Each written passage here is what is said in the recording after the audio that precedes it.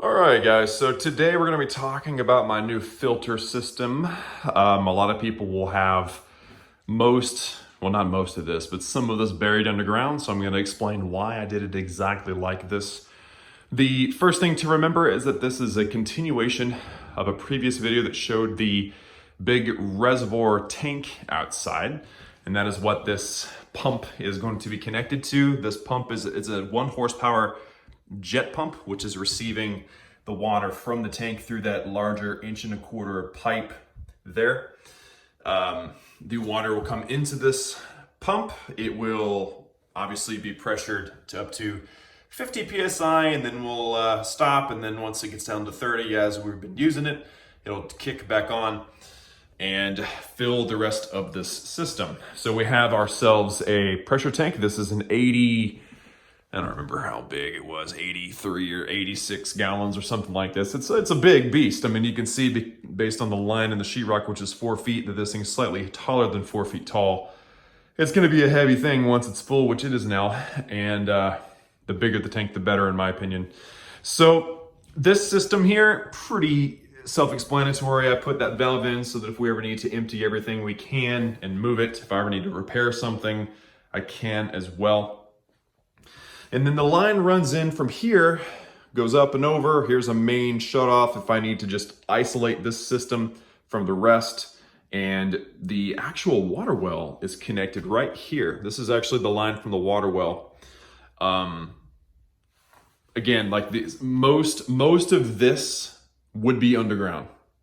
This is kind of what I started it out with, okay? So usually people will just have all these things, not the valves necessarily, but the connection from one source to the next. They'll just bury all that. But what I like about this setup is that now if it's gonna freeze or if I need to repair something down the line, I can just kill the valve, right? It's like this one's going to the RV, this one's going to the greenhouse, this is going to the house. These are all the like water hose set up here. We have the water well, which usually should be off. That's why it says off, but it's on right now because that pump is not on because I need to install a check valve. Did not do that, got to make that repair. But I want to just explain the system, the engineering behind all this. So the water comes in either from the water well, which is through here. Again, normally that's going to be off, or it'll come in, from the big tank outside to this pump. It goes through. We have another off valve. It's always a good thing to have these. This is a check valve that only allows water to go one way. Water will only go this way. So let's say this whole setup with the filters and the water softener is full, right? Let's say it's absolutely full. But then we're running a water hose out of one of these. This check valve will make sure that we're getting unfiltered water from the well or from the tank or whatever, instead of the water coming backwards through the filtration system. I don't want to have water from the filtration system going out my water hose. And so that is why that check valve is essential. We have here a sediment filter, which I still need to connect. And this is one of the leaks. I have 3 leaks. This is one of the leaks I need to repair, but it's not terrible. I'm not going to worry about it right now. And then we have this lovely setup right here. Our water does not have rust in it or anything. It actually has granite and sand in it. Very, very, very fine, incredibly fine. So this is gonna be for that. And this as well, this is a sediment filter that will catch some of it and then the rest of it will be caught here in theory. But notice how I've got a second filter there. That is the carbon filter. I got that from Lowe's. And it's set up on a bit of a figure 8 type of setup right here. And the reason why is because I wanted bypasses. So you can see here, this valve is turned off, this valve is turned on. So the water comes from the sediment filter, does not go through that way. And actually that's an indicator, hey, keep this one off unless you know what you're doing. These are gonna stay on, the water goes from right to left, it goes down, it does not go through there. Again, we have an indicator, that's a bypass. The water come down, come through here. It won't go up through there because that's shut off. It'll go down and then through the carbon filter. And then we'll continue to go through. Again, that one shut off, that one shut off. This valve down here is another low point drain spot. So, in case I need to empty out all this stuff. And then on the back side is another check valve going into the water softener. So if I need to drain the line, I'm not getting rid of soft water. And then of course everything runs in and out of the water softener. The in is down below, the out is up top, and it goes all the way down to the soft water for the RV and the soft water for the house. And then those go out, everything is buried underground and then run to their respective locations. We also have the overflow. Well, no, not the overflow. This is the discharge. The overflow is actually that hose. I need to fix that. But that goes outside just into the best place for it to go is into the third of 3 compartments in the septic tank.